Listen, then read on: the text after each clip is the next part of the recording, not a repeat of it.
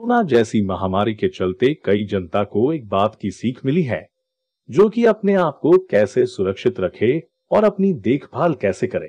इस महामारी में परिवार को हर तरह से टूटते हुए देखा गया, जिन्हें अस्पताल में भी एक बेड पाने के लिए काफी मशक्कत करनी पड़ी। कई परिवार के सदस्यों को जान भी गंवानी पड़ी।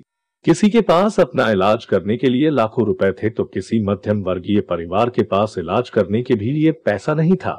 इसी महामारी के मद्देनजर देखते हुए नागपुर के आशा हॉस्पिटल में इलाज के दौरान काफी योजनाएं मौजूद है।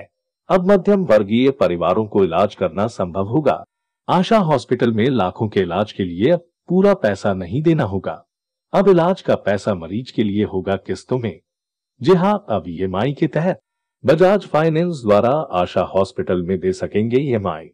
देखिए आशा हॉस्पिटल के संचालक राजेंद्र अग्रवाल ने इस बारे में क्या कहा। बहुत धन्यवाद। सबसे पहले तो मैं आपके सभी दर्शकों को दीपावली की बहुत बहुत शुभकामनाएं देता हूं और नए वर्ष के नया उत्साह संचार हो, हम कोविड से दूर रहें, ये सबके प्रति शुभकामनाएं व्यक्त करना चाहता हूं। और जो प्रदूषण है, निश्चित रूप से प्रदूषण ने हमारे जीवन को बहुत ही अस्त व्यस्त किया है और खास करके जो सुप्रीम कोर्ट ने भी निर्णय दिया है कि ग्रीन फटाके ही फोड़े जाए और ग्रीन फटाके फोड़ने से प्रदूषण कम होगा, लोगों में जलने की संख्या कम होगी और हम बहुत सारी जीवन की हानि को रोक सकेंगे।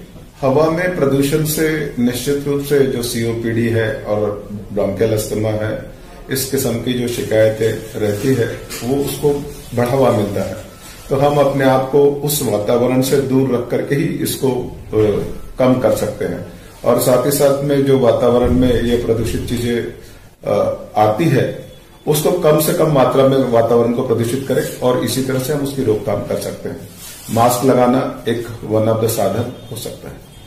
हम लोग जो पोस्ट कोविड केयर है उसमें clinical assessment, clinical investigations, treatment, physiotherapy, diet therapy, इन सभी का कॉम्बिनेशन से आशा मल्टी स्पेशलिटी हॉस्पिटल जो भी पोस्ट कोविड पेशेंट्स है या जो भी सीओपीडी के पेशेंट्स है उनको सलाह देता है और कम दामों में वह लोगों को सलाह देता है। हमारे यहाँ पल्मोलॉजिस्ट भी अवेलेबल है जो इस मार्ग में विशेष मार्गदर्शन करते हैं। इसलिए दिन पर दिन हमारे इस हॉस्पिटल में ऐसे लोगों की तादाद बढ़ती जा रही है और उन्हें अनेकों किस्म के लाभ भी हासिल होते जा रहे हैं।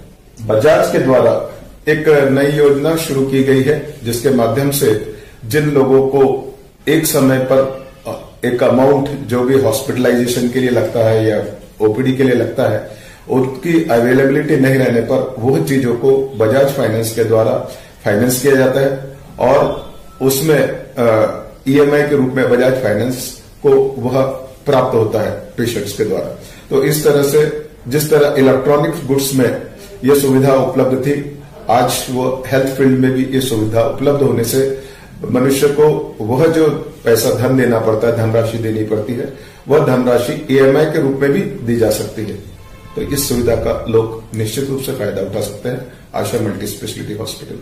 सबसे पहले तो मैं आपके जो दर्शक है उनसे यह निवेदन करना चाहूंगा कि त्योहारों को मनाएं, उत्साह के साथ में मनाएं, परंतु साथ ही साथ में जो कोविड का खतरा अभी टला नहीं है, इसलिए मास्क का उपयोग, डिस्टेंस का समझना और साथ ही साथ में वैक्सीनेशन, जो आज की स्थिति में वैक्सीनेशन हमारे पास में इतने प्रचुर मात्रा में उपलब्ध है, उसका पूरा उपयोग करें और दोनों डोजेस लगाएं, यह मेरा संदेश है। और साथ ही साथ में आशा मल्टी स्पेशलिटी हॉस्पिटल अनेकों लोगों को angioplasty, bypass surgery, valve replacement, ASD repair, prostate के ऑपरेशंस जो महात्मा गांधी ज्योतिबा फुले योजना में करके दे रहा है और प्रधानमंत्री योजना में दे रहा है, जिससे इस राज्य के और दूसरे भी राज्यों के समीपवर्ती जो राज्य है, मध्य प्रदेश, छत्तीसगढ़ और अनेकों राज्यों के जो मरीज यहाँ पर आते हैं उन्हें प्रधानमंत्री जीवन आरोग्य योजना में और